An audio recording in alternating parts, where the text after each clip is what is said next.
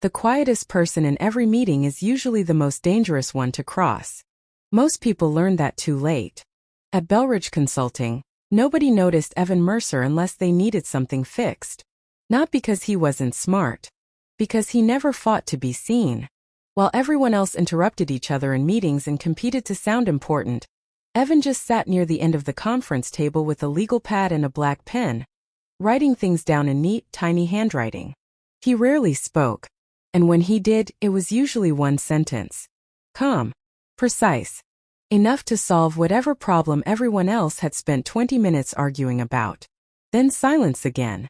People mistook that silence for weakness. That was their first mistake. You could disappear for a week and nobody would notice. Trevor from sales once joked during a Monday meeting. Everyone laughed. Even Evan smiled politely and wrote something down. That part bothered me later. The writing. Because once I started paying attention, I realized Evan wrote things down constantly. Not just project notes. Everything. Who took credit for whose work? Who lied in meetings? Who promised things they never delivered? Who insulted people when leadership wasn't around? Dates. Times. Exact wording. Like an accountant balancing invisible books. First I thought it was anxiety. Then I realized something worse. Evan never forgot anything. Not one thing. I learned that 6 months before Belridge collapsed, the company had landed its biggest client in years. A pharmaceutical corporation worth millions to us if the contract stayed alive. Everyone was scrambling to impress them. Executives were tense. Managers were vicious. The entire office felt like a pressure cooker waiting to burst. And pressure reveals character. Trevor became unbearable first. He started stealing ideas openly during meetings because he knew leadership liked loud confidence more than quiet competence. He'd wait until someone smarter spoke, then repeat their point louder 5 minutes later. Usually that someone was Evan. We need to restructure the rollout timeline, Evan said once during a strategy meeting. Trevor leaned back in his chair like he'd just discovered fire. Exactly, he announced. What I've been saying is we need a full timeline restructure. I watched Evan glance at him. Just once. Then he wrote something down. Again. After the meeting, I caught up to Evan near the elevators. Doesn't that bother you? I asked. What? Trevor stealing your ideas. Evan shrugged slightly. People reveal themselves eventually. That was all he said. At the time I thought it sounded passive. Now I know it was a warning. Things got worse over the next few weeks. Trevor started blaming missed deadlines on junior employees. Maya from accounting cried in the bathroom after he humiliated her during a client call.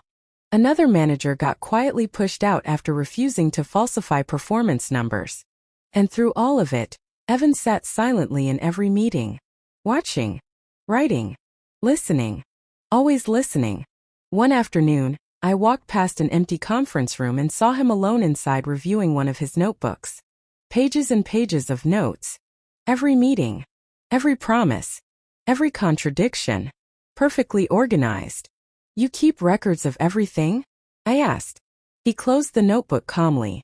People rely too much on memory, he said. Then he smiled faintly. Memory changes when fear gets involved. I should have understood then.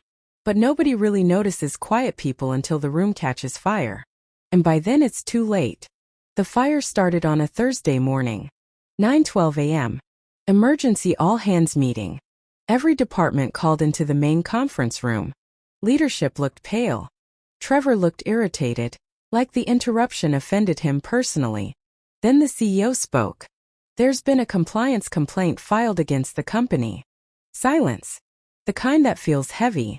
An anonymous source submitted documentation regarding internal misconduct, falsified reports, client deception, and retaliation against employees. My stomach dropped. Around the room, people suddenly stopped making eye contact with each other. The CEO continued. The evidence provided was extensive. Extensive. That word mattered. Because whoever reported Belridge hadn't just complained. They had built a case. Emails. Meeting transcripts. Financial discrepancies. Recorded instructions. Timeline inconsistencies. Everything. And suddenly I knew. I looked down the table. Evan sat exactly where he always sat. Hands folded. Expression unreadable. Quiet. The CEO's voice hardened. Several employees are being placed on immediate leave pending investigation. Trevor shifted uncomfortably for the first time in his life. Then the screen behind the CEO lit up. An email chain appeared. Trevor's name highlighted in red. Then another. Another. Another. Dates. Times. Contradictions. Every lie tracked perfectly. The room felt colder with every slide. Trevor tried laughing nervously. This is ridiculous. Nobody laughed with him. Because the evidence was airtight. Not emotional. Not messy. Precise. Like someone had spent months preparing for exactly this moment. The CEO finally asked the question everyone was thinking. Who compiled all this? Nobody answered. Then quietly, Evan reached into his bag and placed a black notebook on the conference table. Just one notebook. There were probably dozens more at home. You asked us to document concerns, he said calmly. Trevor stared at him like he was seeing him for the first time. You, he whispered. Evan looked back without blinking. And for the first time since I'd known him, he spoke longer than one sentence. I warned all of you repeatedly, he said. You just preferred people who were louder. Nobody moved. Nobody even breathed. Because suddenly every ignored comment, every stolen idea, every joke made at his expense came rushing back into the room all at once. The quiet guy had been taking inventory the entire time. Not out of revenge. Out of patience. That was the terrifying part. He hadn't snapped emotionally. He had simply waited until the ledger balanced itself. Security arrived 20 minutes later. Trevor left without speaking. 2 executives resigned by the end of the week. 3 more disappeared before the investigation finished. And Evan? He came back to work Monday morning like nothing had happened. Same seat. Same black notebook. Same silence. Only now when he spoke, nobody interrupted him anymore. Because everyone finally understood something dangerous. The loudest person in the room usually wants attention. The quietest person usually already has the evidence.